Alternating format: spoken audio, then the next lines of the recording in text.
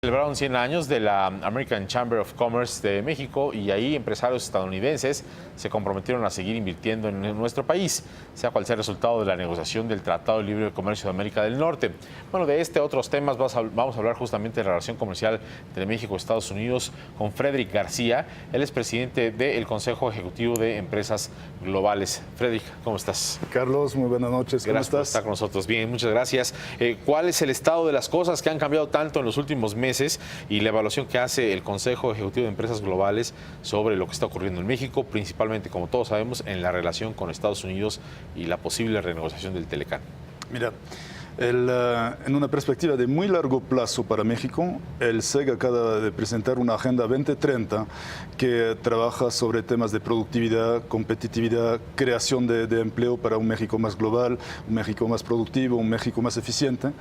Y lo que vemos es que hoy en día la relación económica con Estados Unidos está muy consolidada. Hubo mucha incertidumbre los últimos meses, pero muchas de las incertidumbres hoy en día se están resolviendo. Se están resolviendo, pero todavía hay incertidumbre porque no sabemos cuáles son los términos con los cuales se renegociará el Telecán. Ante esa incertidumbre que persiste, ¿qué pensar? Mira, hoy en día lo que estamos viendo es que estamos trabajando de cerca, tanto con el sector privado mexicano como el sector público, para todos los escenarios que pueden haber en la futura negociación para fomentar más inversión, más creación de empleo y sobre todo garantizar y asegurar que México se queda y se pueda poner más competitivo a futuro. Ustedes están detectando que a pesar de esta buena intención que estás revelando aquí, pues hay muchas más empresas que como Ford están en los últimos meses haciendo anuncios para pues quitar inversiones que tenían destinadas a México y llevarlas a los Estados Unidos. Mira, lo que observamos es exactamente lo contrario. Primero, dentro de las empresas del SEC, varias de las empresas han participado en la ronda 1.4 que se dio de resultados en diciembre, justo después de las elecciones de Estados Unidos, y a pesar de toda la incertidumbre, hubo inversiones muy fuertes y va a generar inversiones hasta 40 mil millones de dólares en los próximos años. Eso es un factor interesante.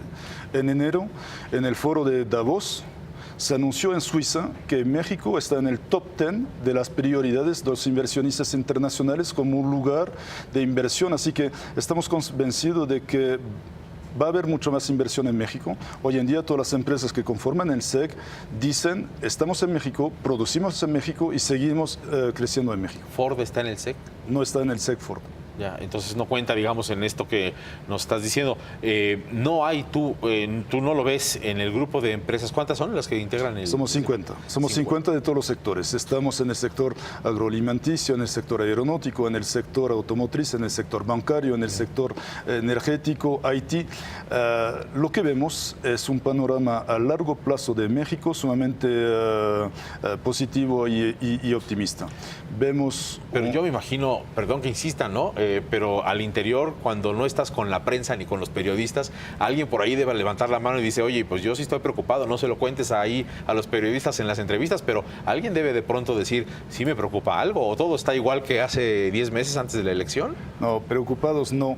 Atentos a lo que va a pasar, sí, porque lo que siempre puede ser un freno a la inversión es la incertidumbre. Y hoy en día, efectivamente, se ha vivido meses de incertidumbre porque no sabemos en qué panorama están evolucionando las cosas. Lo que vemos es que ya se ha anunciado por fin unas metas, por lo menos de modernizar la relación del Tratado de Libre Comercio de los tres países. Esas son noticias positivas. Sí. Hubo noticias interesantes de inversión, lo que acabamos de comentar. Así que la gente atenta, pero no tan preocupada. No tan preocupada como quizá en casos puntuales como el que decíamos hace un momento de Ford. Ahora te pregunto, son 50 empresas que tú no ves en ninguna de ellas reducción de planes de inversión para México. Hasta la fecha no. Hasta la fecha no. Bueno, pues eso efectivamente es una buena noticia. Ahora, la reflexión sobre cómo se tiene que adoptar el grupo de empresas que tú representas a esta realidad global nueva, no nada más los Estados Unidos, ¿cuál es? Sabemos que México está pensando en negociar tratados de libre comercio con algunos países que iban a firmar el TPP. ¿Ahí hay alguna reflexión para ustedes también o no? Mira, la reflexión nuestra es más bien más allá de un tema de libre comercio, un tema de la cuarta revolución industrial, que eso sí está en puerta, la famosa digitalización de la economía, automatización, y un país como México, que es un país manufacturero, tiene que transitar de manufacturero a mente facturero. Y eso es un poco la visión que estamos expresando y preparando México para este futuro a largo plazo.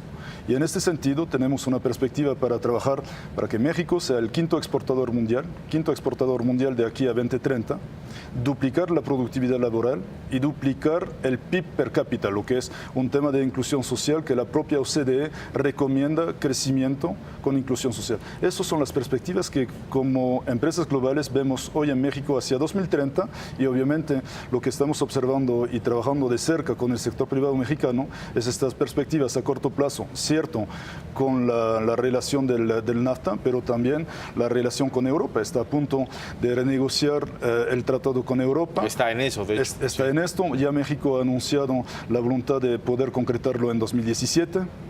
Están también oportunidades en América Latina, están oportunidades en Asia. Pensamos que hoy es el momento de México.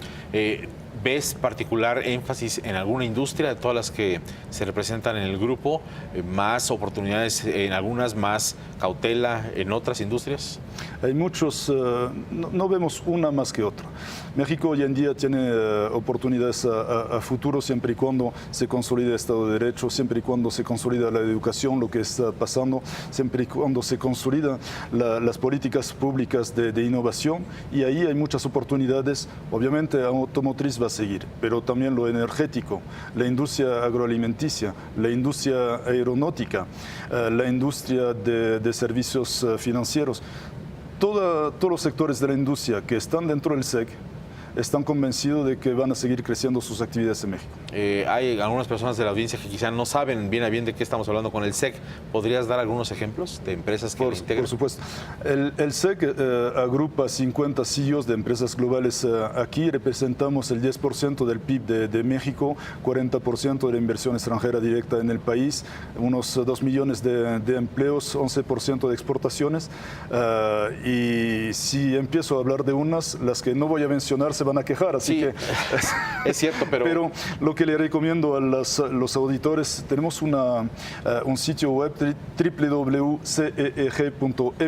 sí, y ahí van a encontrar dos cosas: todas las empresas que forman parte de nuestra asociación, sí, y la perspectiva 2030 para México en la cuarta revolución industrial de nuestras empresas. Te pregunto ahora sobre el populismo en México, potencial riesgo para nuestro país. ¿Le preocupa al SEC y a sus 50 empresas las posibilidades de que un candidato populista en México llegue a gobernar en 2018? Lo que hemos visto en 2016 es que el riesgo de populismo en el mundo, y más bien el reto hacia las economías abiertas, el libre comercio, eso es una tendencia de hoy, porque frente a la cuarta revolución industrial, muchos empleos se han perdido en la parte de la automatización, robotización, y tenemos que trabajar precisamente para capacitar la población actual de los países industriales y de México, obviamente, a esta tendencia. En esto lo que estamos viendo es que México se está preparando y obviamente estamos trabajando para crear más empleos, crear más productividad, crear más competitividad.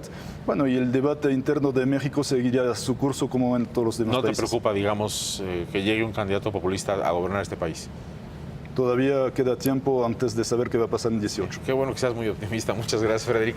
Y estás invitado siempre.